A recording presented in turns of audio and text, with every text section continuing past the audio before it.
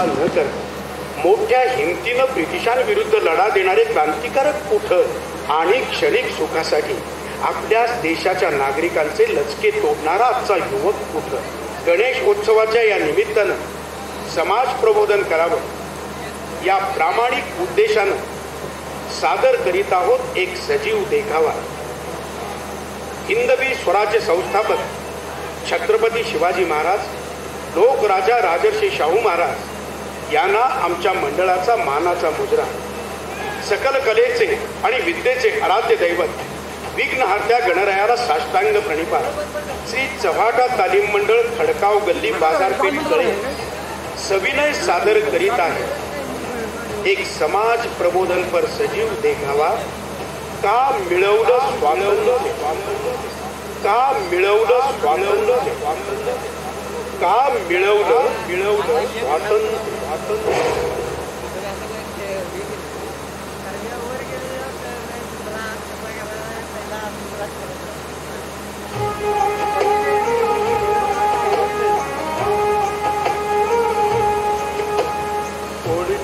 काले कावा तेरे मुंह बिच खंडपा ले जा तू संदेशा मेरा मैं सदके जाऊं. अरे संजीव बस की लवकर आणि काट ये. अरे ऐकू येत नाही का त्या कानाखाली मारायची पोरी. हॅलो हॅलो यायला आता कुठं मी आणि सकीला ती बॉर्डर क्रॉस करणार होतो तोवर सुरू झालं येत. सकीला राहू दे, बिस्किटची राणी हाय का बघ हातात. झालं का तुमचं सुरू? जायला दिवस नाही रात्र नाही नुसतं पानं पिसायची एवढंच येते तुम्हाला.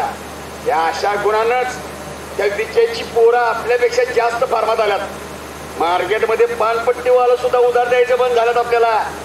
हातात काही पैसा नाही आणि तुम्ही पण काही कामाची राहिला नाही. हे जर असंच चालू राहिलं तर एक दिवस तो विक्या डोक्यावर बसणार आहे आपल्या. हेच फिक्स आहे. बिल में घुसकर नहीं, सरेआम दहाड़ते हैं हम. और ये अपना स्टाइल नहीं है, पेशा है ब्रो. हम सामने वाले को कहकर फाड़ते हैं. हे विक्या जास्त उडू नकोस. आज तुझं चांगले दिवस आहे. कधी काय आमचं बी होतं. वेळेचं पान बदलायला जास्त वेळ लागत नाही, कळलं का? त्यावेळी वेळ आमची असेल त्यावेळी कोणच तुझं नसेल, लक्षात ठेव. अरे हट, तुझ्यावर जी वेळ आली आहे ती स्वतः तुझ्यामुळं आणि या छापऱ्यांमुळं. आणि आम्ही जे काही आज नाव केलंय ते स्वतःच्या जीवावर. आणि साथीला ही लोखंड आहेतच की. काय रे ज्या या लोखंडाच्या गोष्टी करतोस की नाही, ही असली लोखंड लई वितळत आम्ही. आणि हे तुला पण चांगलंच माहिती आहे, कळलं का? हे संत्या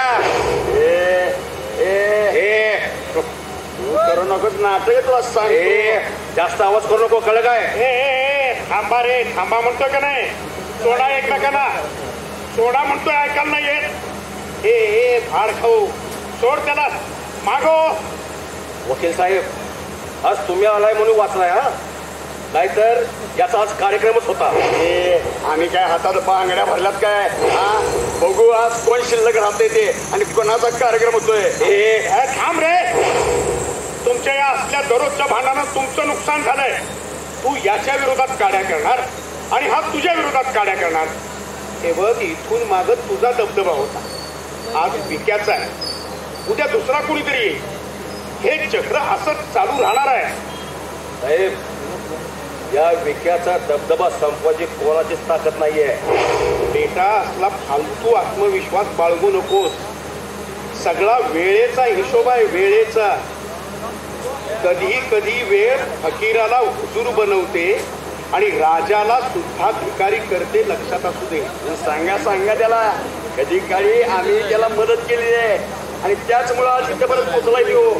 अरे वा, त्या बदल्यात भरपूर पैसा जिरवला आहे हे पण सांगितले. थांबा रे थांबा. तुमचं हे असंच चालू राहणार असेल तर फोडाडुकी एकमेकांची. हे वालाई घ्यायला आणि छोळी नाही घ्यायला अशी अवस्था झाली आहे तुमच्या दोघांची. काय म्हणायचं आहे का तुम्हाला? आणि कसली संधी? काय ते स्पष्ट सांगा बघू. विकी, आज तुझा टाइम चांगला चालू आहे.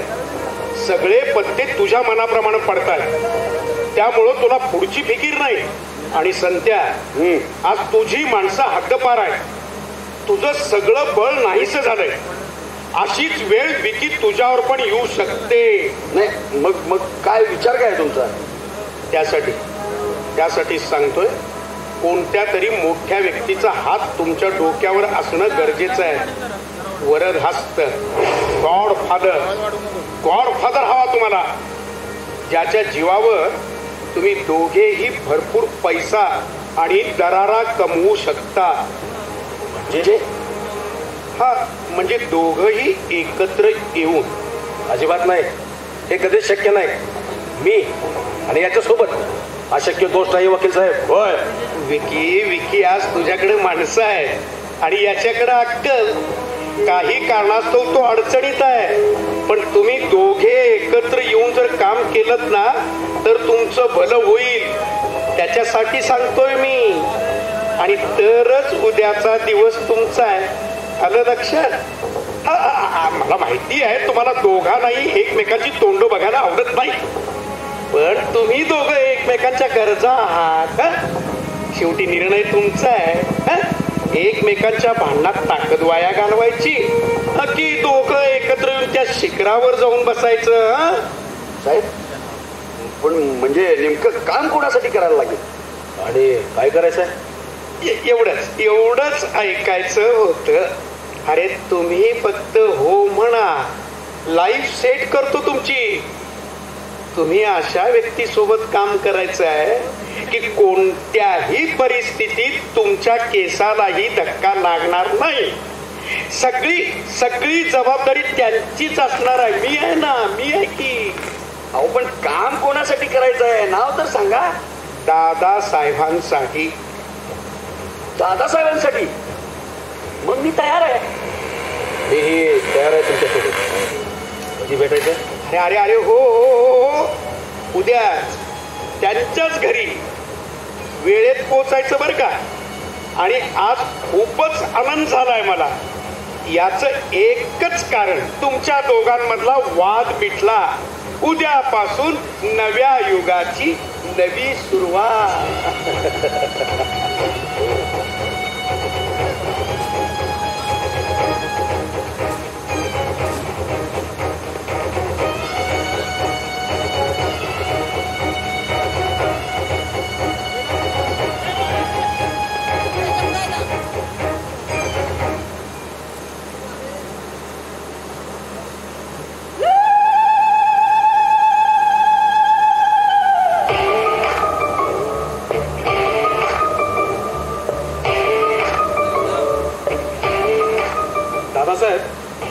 आजकाल वर्तमानपत्रात तुमच्याविषयी कोणत्याच बातम्या येत नाहीत. सगळी विरोधकांचीच चर्चा आहे.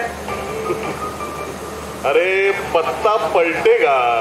होय, नक्कीच बदलणार. थोडा धीर राहा. फ्रंट पेजला आमचंही नाव येणार. बर, त्याचं सोड.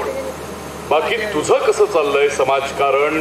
दादासाहेब, समाजशास्त्रातून डिग्री घेतल्यानंतर बंधूंनी थेट आपल्या सोबतच पाठवले. म्हणाले, समाजकारण आणि राजकारण याचा योग्य मेळ कसा बसवायचा याचा सखोल अभ्यास करायचा असेल तर दादासाहेबांच्या आश्रयाला जा. आणि खरं सांगू दादासाहेब, याचा भरपूर फायदाही मला होतो. अरे तसं काही नाही रे. देवानं राजकारणाच्या माध्यमातून समाजकारण करण्याची एक संधी दिली आहे, एवढंच. हा तुमचा मोठेपणा म्हणा, पण दादासाहेब, सगळेच राजकारणी सारखे नसतात. स्वतःचा स्वार्थ साधला की दुसऱ्याचा कसलाही विचार ते करत नाही. पण दादासाहेब, आपण मात्र अगदीच वेगळे आहात. अरे समाजसेवेचा धर्म आहे आपला, बाकी काही नाही. एवढं तर करावंच लागतंय आम्हाला. नमस्कार दादासाहेब, नमस्कार. या आज वेळच केला म्हणायचा. आणि आम्ही सोपवलेल्या जबाबदारीचं काय केलं म्हणायचं? पूर्ण एकदम ओके.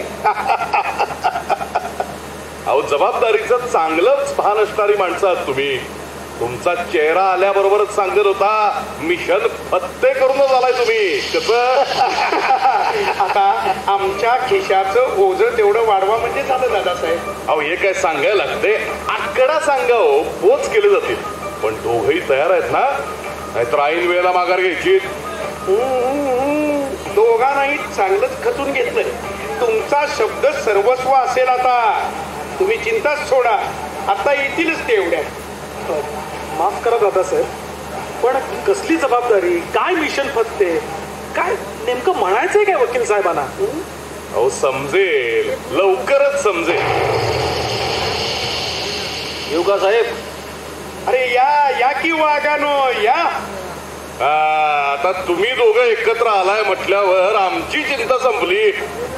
दादासाहेब, हे सर्व वकील साहेबांच्यामुळे शक्य झालंय. आम्ही स्वप्नात पण एकत्र आलो नसतो, पण आम्हाला आमच्या चुका पटवून दिल्या. आमच्या दोघांच्या भांडणामुळे संघर्ष कायमच उरावर बसलेला असायचा.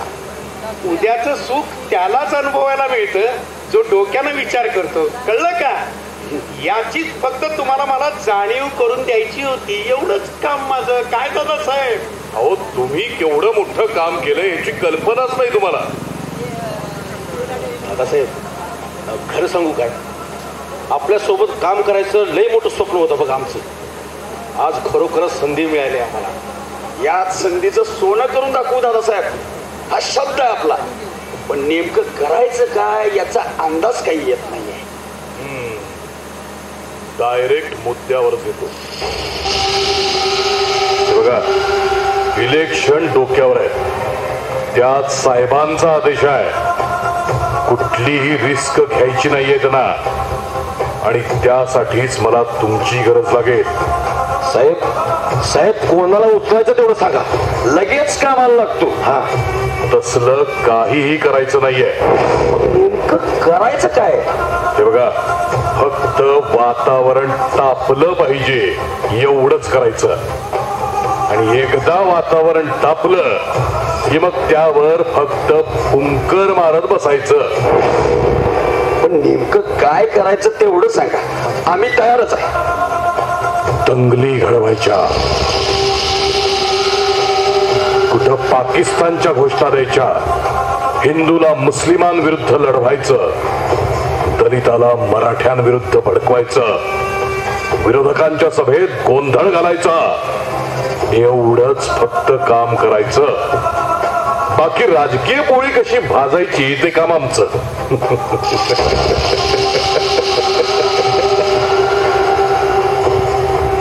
दादासाहेब, अहो काय बोलताय काय तुम्ही? हे तर समाज विरोधी कृत्य आहे. अहो तुम्ही फक्त समाजशास्त्र शिकलाय, आता राजकारण शिका.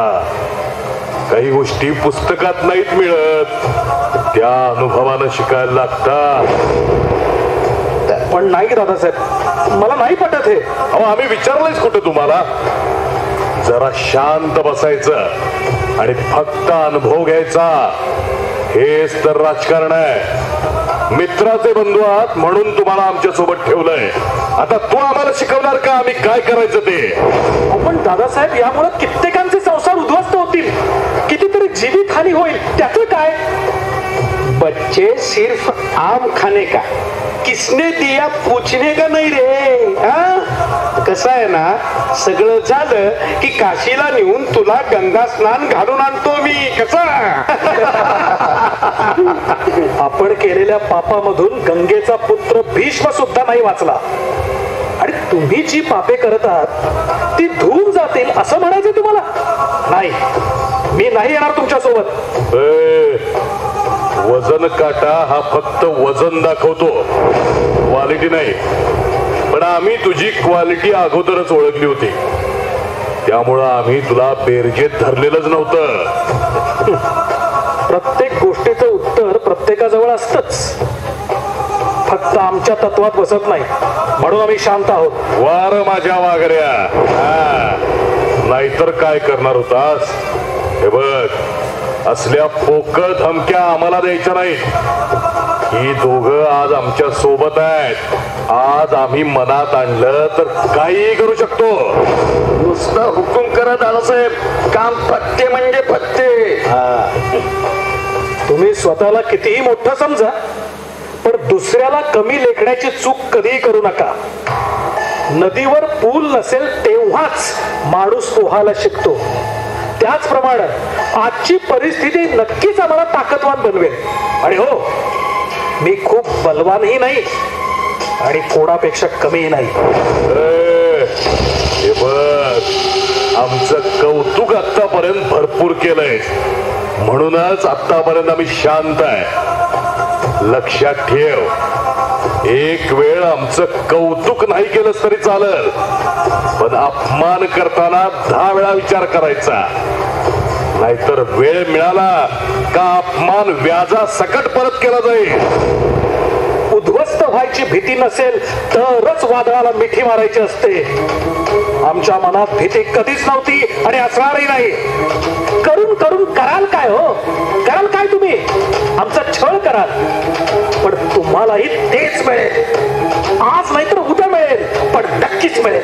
हे बघे, पुढचा ज्या भाषेत बोलतो त्याच भाषेत आम्ही उत्तर देऊ शकतो. लक्षात असू दे तुझ्या. आणखीन एक महत्वाचं, स्वतःच कौतुक गावाला सांगत बसायचं नाही. कारण आम्ही आतापर्यंत काय केलंय, काय करू शकतो आणि काय करणार आहे हे फक्त आम्हालाच माहिती आहे. त्यामुळं शांत राहायचं. वा, काय बोललाय. जे काही करायचंय ते स्वतःच्या हिमतीवर करेल. कारण स्वतःच्या हिमतीवर रचलेला इतिहास वर्षानुवर्ष लक्षात राहतो आणि हे तुमच्या लक्षात राहू दे. याला चांगलंच माहिती आहे आणि आम्ही कोणाची लढत नाही आणि मुद्दा म्हणून कोणी आडवा आला तर त्याला सोडत नाही. सगळ्यांच्याच मनावर राज्य करणं आमच्यासाठी महत्वाचं नाही. काही लोकांच्या डोळ्यात खुपण्यात पण एक वेगळीच मजा आहे. तुला काय करायचं ते कर, पण आमच्या मार्गात येण्याचा प्रयत्न करू नकोस. नाहीतर कुठून आलास, कुठं गेलास हे तुझं तुलाच कळायचं नाही. वाऱ्याबरोबर फुर्रवशील, समजलं का?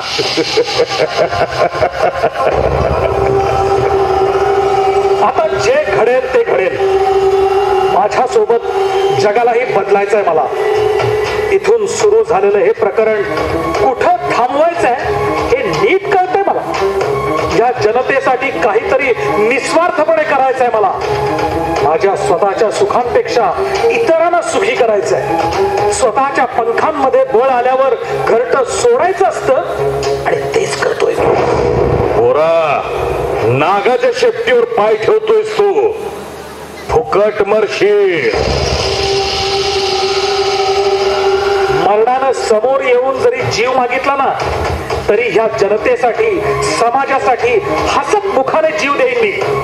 फक्त जग सोडेपर्यंत समाधानानं जगायचंय आणि मरताना अभिमानानं मरायचंय. तुमची ही समाजविरोधी कृत्ये लोकांपर्यंत पोहोचवायचं काम माझ्या हातून घडणार आहे आणि यात मी स्वतःला भाग्यवान समजतो. येतो मी. जरा जा, बघू आम्ही काय ते.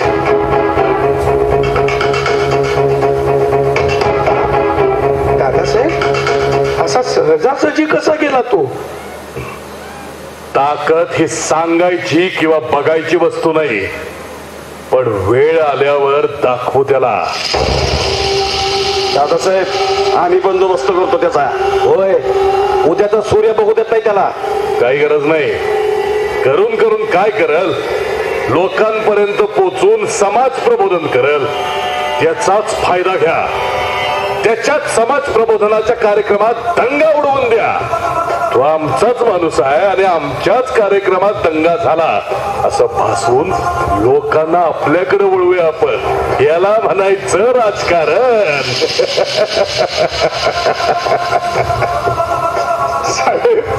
साहेब, एक नंबर. अहो, आमची डिग्री नावालाच आहे तुमच्या पुढं.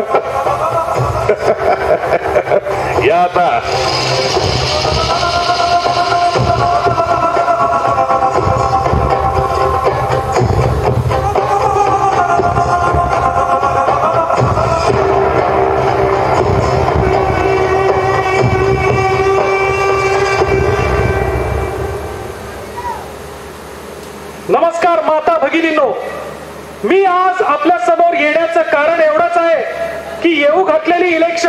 हा, मी आपल्याकडे कोणत्याही प्रकारचं मतदान मागण्यासाठी नाही आलेलो. मी आलोय ते फक्त आपणाला दिलेल्या या मतदानाच्या अधिकाराचा योग्य पद्धतीने आपण वापर करावा ही विनंती करण्यासाठी. बंधूंनो आणि भगिनींनो, कोणत्याही भूलथापांना बळी पडू नका, कोणत्याही दंगलीत सहभागी होऊ नका हीच विनंती करण्यासाठी आपणाकडे आलोय.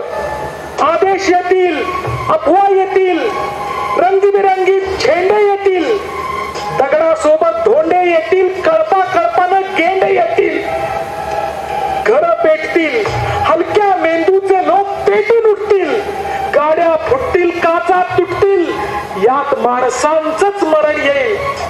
आपण फक्त ब्रेकिंग न्यूजला कारण व्हाल, मग पत्रकार घटनास्थळी येतील, घटनेच्या खोलपर्यंत जातील, मग घटनास्थळीचे लोक जेलमध्ये जातील आणि त्यांना जामीन द्यायला येणार आहे कोण?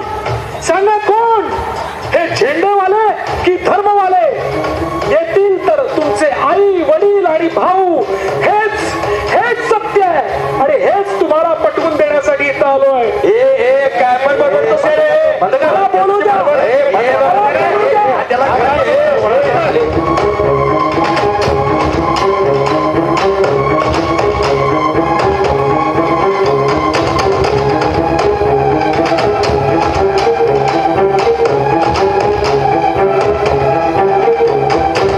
दंगलीचा आधार घेऊन दादासाहेब मोठ्या फरकानं विरोधी उमेदवाराला पराभूत करतात आणि काही दिवसानंतर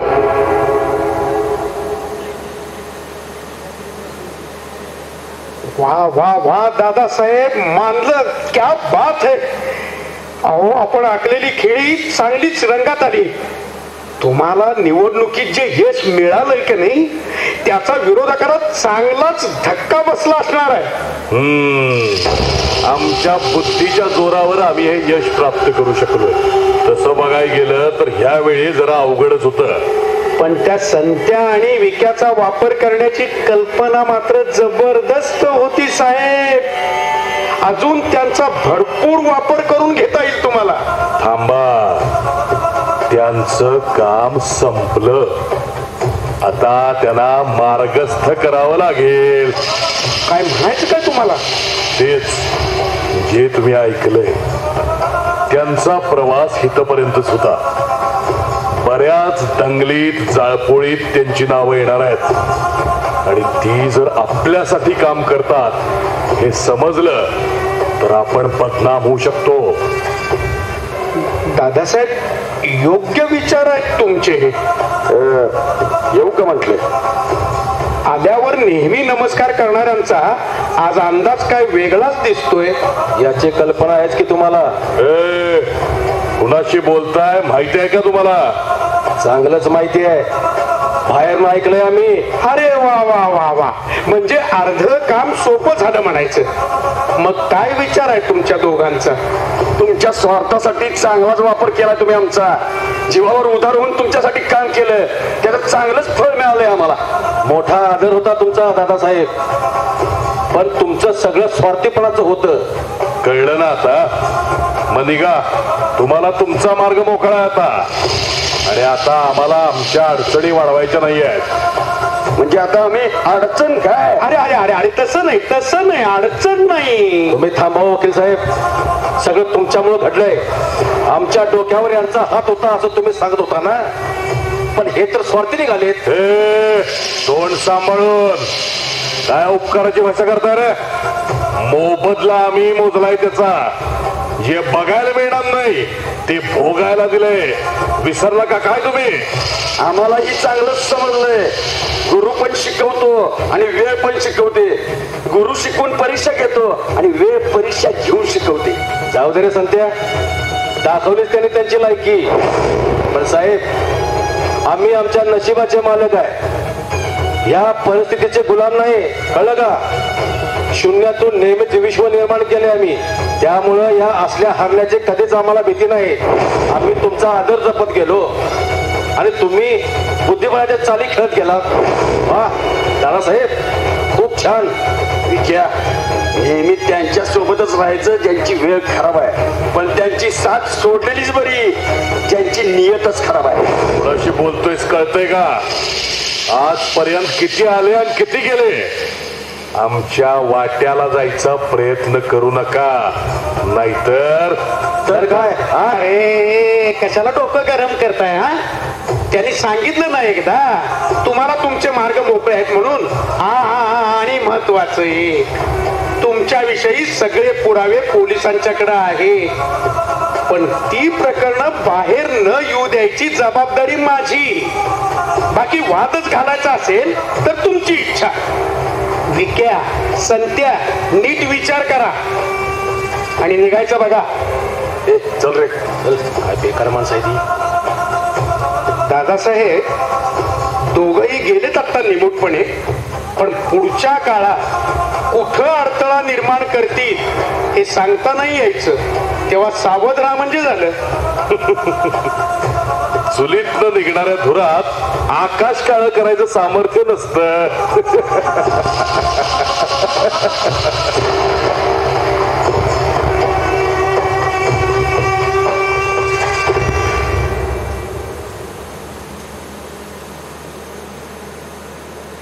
विख्या, त्या सरड्यानं आपला रंग दाखवलाच एकदाचा.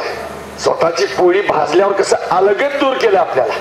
अरे माझा तर विश्वासच नव्हता त्याच्यावर, पण तू तयार झालास म्हणून मी तयार झालो. योग्य वेळी त्याचं बोलणं ऐकलं म्हणून बरं झालं, नाहीतर कुठेतरी अडकून हात वर केला असता त्यानं. अगदी बरोबर, अगदी बरोबर. आपल्याला सुद्धा आता काहीतरी नवीन करावं लागणार आहे. तेच तेच करून काय होणार नाही विकी. गेलेला काळ खूप काही शिकून गेलाय संत्या, पण आपल्यातलं वैर संपलंय आणि हीच आपली ताकद आहे आता. बरोबर. आता दोघं मिळून काहीतरी वेगळंच करू बघ. विक्या, माझ्याकडे प्लॅन आहे. प्लॅन? कोणता प्लॅन? मोठा मोठा हात मारायचा. अरे पण कुठं? रेल्वेमध्ये. हा, रेल्वे? पण ते कसं? अरे आपली पोरं आता भरपूर आहेत.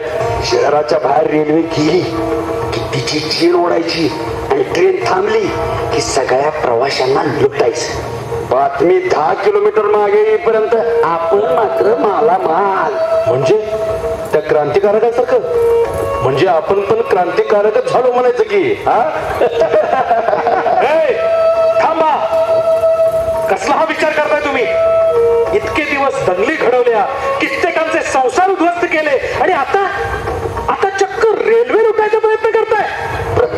प्रत्येक कामात याचा नेहमीच अर्थ आहे. अरे मग हा अडथळा दूर केला तर? हेच योग्य आहे. ठर त्याला, ठर ठर. हे बघा, हे चुकीचं करताय, चुकीचं करताय.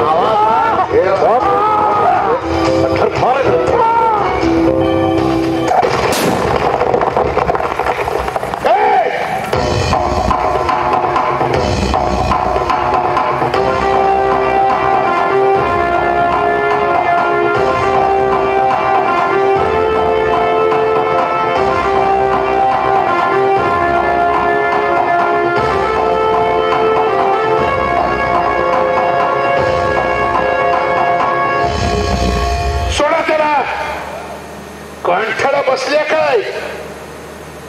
संत्या, अरे हो कसला आवाज? हा आवाज नाही, ही अशी दहशत होती क्रांतिकारकांची ब्रिटिशांच्या विरोधात. हाच आवाज दिल्ली पासून निघायचा ते थेट इंग्रज अधिकाऱ्यांच्या छातीत धडकी भरवायचा.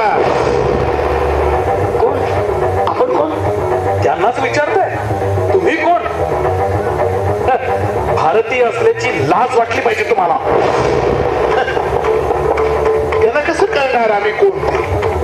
पैशासाठी दंगली घडवणारे, स्वतःला क्रांतिकारकांची उपमा देत रेल्वे लुटायचा प्रयत्न करणारे, हे असले लुटारू कुठं? आणि देशाच्या हितासाठी ब्रिटिशांचा खजिना लुटून देश हितासाठी वापरणारे ते क्रांतिकारक कुठं?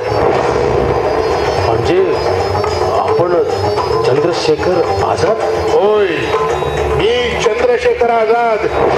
मृत्यू समोर येईपर्यंत आझाद राहिला तोच मी आझाद. संपूर्ण ब्रिटिश सैन्याला शेवटच्या क्षणापर्यंत जो हाती लागला नाही तोच मी आझाद. आमच्या साथीदारांच्या पाठबळावर संपूर्ण ब्रिटिश साम्राज्याला सोळो की पळो करून सोडलं. स्वतःचं घरदार उघड्यावर सोडून जे स्वातंत्र्य मिळवलं त्या स्वतंत्र भारताचा तरुण आपल्या देशाचे लटके तोडू पाहतोय, तरी आम्ही शांतच राहायचं? इंग्रजांच्या गोळ्या छातीवर झेलून लाल किल्ल्यावर तिरंगा फडकवला, तो काय हे असलं स्वातंत्र्य बघण्यासाठी? माफ करा ना, माफ करा. परत अशी कृत्य होणार नाहीत आमच्याकडून. अशा चुकीला तर आम्ही कधीही माफ करणार नाही. आज तुमच्यासारख्या कित्येक युवकांच्या अंगावर पोलीस केसेस असतील, त्या पण पैशासाठी आणि क्षणिक सुखासाठी. पण आमचा क्रांतिकारक असा नव्हता. देशाच्या स्वातंत्र्यासाठी निस्वार्थपणे लढायला तो कायमच तयार होता. त्याला हवं होतं फक्त स्वातंत्र्य, आणि त्यासाठी तो हसत हसत फासावर चढायला सुद्धा तयार असायचा. त्यातलाच आमचा हा एक सुखदेव. होय, मीच सुखदेव, सुखदेव थापर. ज्या यातना ब्रिटिश सरकारच्या काट्या खाल्ल्यानंतर होणार नाहीत, तेवढ्या यातना आजचा युवक पाहिला की होत आहेत. ज्या वयात आम्ही तरुणांना स्वातंत्र्य चळवळीत जाण्यासाठी प्रेरित केलं, इंग्रजांची दडपशाही आणि गुलामगिरीच्या बेड्या तोडण्यासाठी हत्यार उचललं, कधीही घरच्यांचा आणि स्वतःच्या भविष्याचा विचार केला नाही. आम्हाला चिंता होती ती तुमच्या भविष्याची. आम्ही आमचं तारुण्य देशासाठी समर्पित करून फाशी गेलो, ते काय असलं स्वातंत्र्य पाहण्यासाठी? तरुणांना स्वातंत्र्य लढ्यात येण्यासाठी प्रोत्साहित करणारे, समाजवाद आणि साम्यवाद यांचा चांगला अभ्यास असणारे असे होते क्रांतिकारक सुखदेव. त्यांनी आपली शक्ती पणाला लावली ती फक्त स्वातंत्र्यासाठी, या मातृभूमीसाठी.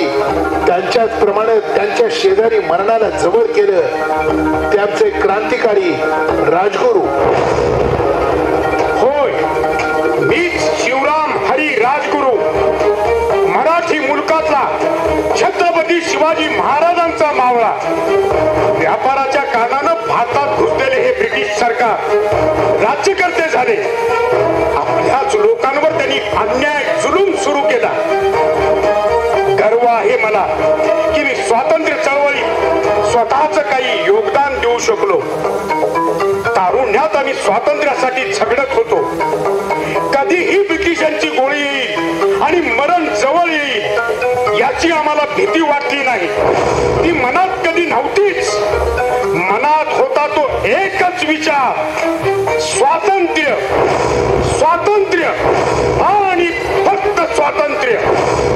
आम्हाला झपाटले होते ते स्वातंत्र्याने. फाशीचा फंदा गळ्यात होता, तरीही विचार होता तो फक्त आणि फक्त या देशाला गुलामगिरीतून मुक्त करून देशाला मोकळा श्वास ठेवून द्यायचा. आजचा युवक पाहिला की एकच विचार मनात येतो, यांच्यासाठी बलिदान केलं आम्ही. असा होता आमचा राजगुरू. मरणाची भीती कधीही नसायची. प्रत्येक कामगिरीत नेहमीच पुढे असायचा तो. जसे आमचे राजगुरू सुखदेव, तसाच आमचा भगत. होय, मीच सरदार भगतसिंग. स्वातंत्र्य हा राष्ट्राचा प्राण. आम्ही बॉम्ब फोडले, रेल्वे लुटली, हे कुणाला हानी पोचवायची म्हणून नाही, तर ब्रिटिश सरकारच्या कानाखाली जत्रा देण्यासाठी. आम्ही असे क्रांतिकारी होतो जे जेलमध्ये सुद्धा आझाद होतो. आम्ही जे काही केलं ते फक्त तुमच्यासाठी, या भारत मातेसाठी. आमच्या वेळचा युवक झगडत होता स्वातंत्र्यासाठी, आणि हा आजचा युवक आपल्याच देशाचे लचके तोडतोय. पैशासाठी स्वतःला विकू पाहतोय, लाचारी पत्करतोय या राजकारण्यांची. ज्याच्यावर जबाबदारी आहे देशाला सर्वोच्च स्थानी पोहोचवण्याची, तोच युवक आज देशाचे पाय मागे खेचतोय. अशा युवकांना काय कळणार देशभक्ती, देशप्रेम आणि बलिदान? एका बाजूला देशाचा तिरंगा चंद्रावर पोहोचतो, तर दुसऱ्या बाजूला देशाचं भविष्य अंधारात ढकलण्याचा प्रयत्न करणारा युवक पाहिला. एकच गोष्ट मनात येते,